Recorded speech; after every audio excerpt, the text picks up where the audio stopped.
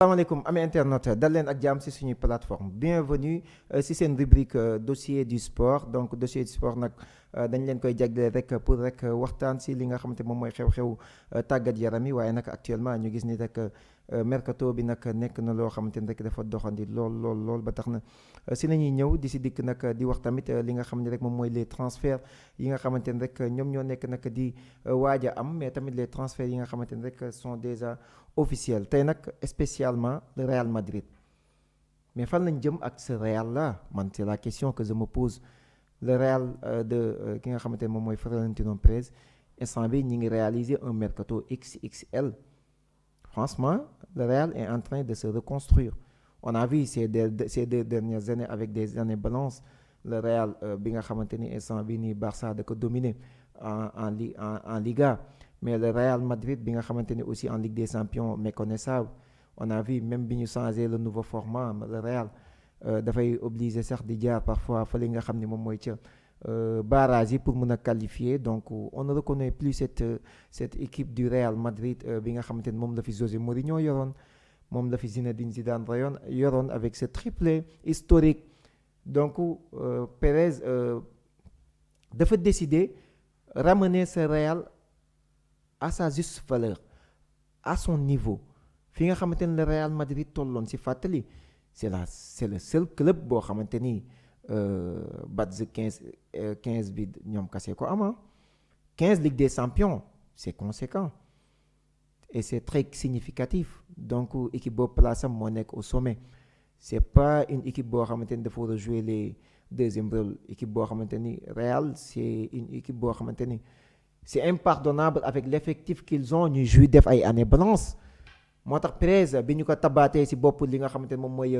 club bi en tant que président il a décidé de reconstruire le Real Madrid. On a vu la saison passée avec l'arrivée de Xabi Alonso qui n'a pas réussi en 6 mois, moins de 6 mois même, mu plier bagage.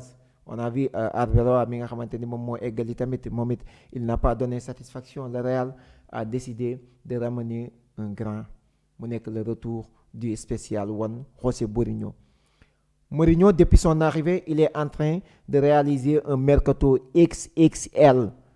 Ibrahima Konaté arrivé libre depuis Liverpool. Konaté, un joueur costaud qui peut amener beaucoup d'équilibre dans la défense du Real Madrid. nekk na koo xamante ni sa physique intensité bi nga xamante ni ak tamit un joueur boo xamante ni il a fait 4 ans 5 ans en Premier League donc dafa ñor xom nga am ko librement c'est quelque chose d'énorme.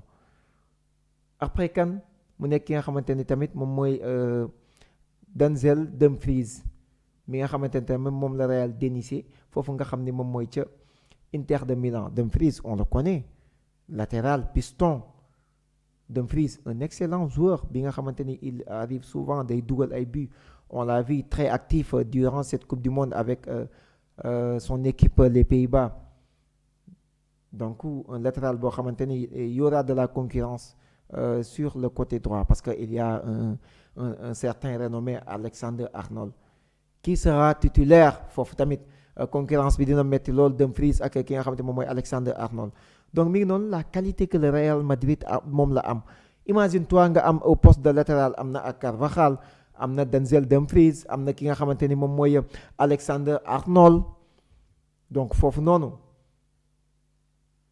il faut se faire violence pour jouer encore un arrivé libre mu nekk ki nga xamante ni moom mooy Bernardo Silva l'ordinateur un excellent joueur qui a passé presque 10 ans à Manchester City. Bernardo Silva bi nga xamante ni quasiment amoon na accord avec le FC Barcelone mais Pérez a joué un grand rôle et a s'attaché les services de l'international portugais librement. Bernardo Silva avec sa palette technique avec son intelligence il peut apporter beaucoup de choses comme titulaire mais aussi comme sortie de banc. Techniquement il est fort prêt te le Real dafa manqué benn affaire deux profils yoo xamante ni depuis bi ñu demee le Real est méconnaissable mu nekk Toni Kroos ak ki nga xamante ni moom mooy Luka Modric pourquoi pas ce Bernardo Silva Pourquoi pas Bernardo Silva dans l'animation? Pourquoi pas Bernardo Silva parfois mu nekk un sortie de banc remplacer li nga xamante ne mooy jouer sur les couloirs def benn match football boo xamante ne le tiki taka, mais aussi son intelligence, ses sorties de balle, sa philosophie de jeu, ça peut amener beaucoup de choses avec aussi à la tête le spécial one mu nekk ki nga xamante ne moom mooy José Mourinho. Un des meilleurs latérales au monde aussi, le Real jënd mu nekk Cucurella. Quel regret pour l'FC Barcelone, formé au FC Barcelone, sorti de la Masia. Quel regret Cucurella qui avait donné sa parole pour jouer aux côtés du FC Barcelone. Mais Pérez, grand qu'il est. Et en plus, c'est le grand Real Madrid. Real, bu ñu bindee sa tour ni dañ la soxla loo jàppoon da nga koy bàyyi. Donc Cucurella, après sa Coupe du Monde réussie, après ses saisons réussies à Chelsea, Cucurella est maintenant devenu un joueur du Real Madrid. Il y a côté gauche ki nga xamante ne moom mooy Fran Garcia, probablement moom moo nar a dem. Ferland Mendy, il y a Alvaro Carreras, mais aussi Cucurella, 4 bons arrière gauche au Real Madrid. Qu'est-ce qui se passe? Mais c'est le grand Real Madrid. C'est le grand Real Madrid qui est de retour. Et aussi, il y a l'officialisation qui est imminente de Yan Diomandé. Il a refusé le Paris Saint-Germain. Il a refusé Liverpool pour choisir le Real Madrid. Et un transfert record. Parce que moo nar a nekk le premier jour ivoirien bi nga xamante ni dafay évoluer sous les couleurs du Real Madrid. Et un transfert record bi nga xamante ni dina jóge les 135 millions trop. Yan Diomandé, ku ko bàyyi xel ci coupe du monde bi, ku ko bàyyi xel fële nga xam ni moom mooy ca RB Leipzig moom ak Antonio Nusa ci côté yi. Vitesse, animation, technicité, rapidité, virevoltant. Mais Real lu mu nar. Donc mi ngi noonu, c'est un mercato XXL te des na parce que actuellement il y a un accord verbal entre le Real Madrid et le MVP de cette coupe du monde. su ma waxee MVP xel yëpp dafay dem sur le champion du monde Rodri mi nga xamante ni c'est le deuxième joueur bi nga xamante ni dans l'histoire moom moo enchaîné MVP dans l'Euro, MVP dans une coupe du monde. Rodri mi nga xamante ni actuellement il est prêt à baisser même son salaire pour rek évoluer sous les couleurs du Real Madrid. Rodri nga accompagner ko ak ki nga xamante ni moom mooy, mais imagine-toi imaginez ce milieu de terrain, Rodri, Valverde et Jude Bellingham devant. Mais qui va gagner cette équipe? Donc le grand Real Madrid est de retour. Rodri bientôt, parce qu'il ne reste que l'officialisation.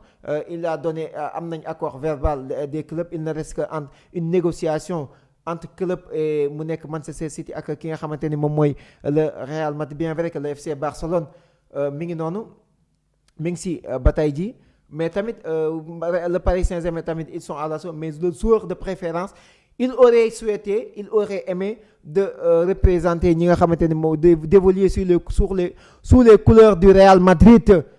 Donc préparez-vous à du lourd, mais nag il y aura des conséquences majeures, il ne faut pas l'oublier. Malgré ces arrivées-là, c'est un mercato XXL, le Real fait face à des départs yoo xamante ni c'est imminent. Camavinga poussé vers la sortie. Camavinga, il doit payer les pots cassés. Bu Rodri ñëwee, Mourinho avertir na ko, nee na ko sa temps de jeu dafay wàññeeku. Il y a Rodri, il y a Valverde, il y a Tchouaméni. Donc Camavinga pour mu imposer wu foofu, ça sera un problème. Certes, pour le moment, le joueur refuse de quitter le Real Madrid parce que Real, c'est le grand Real.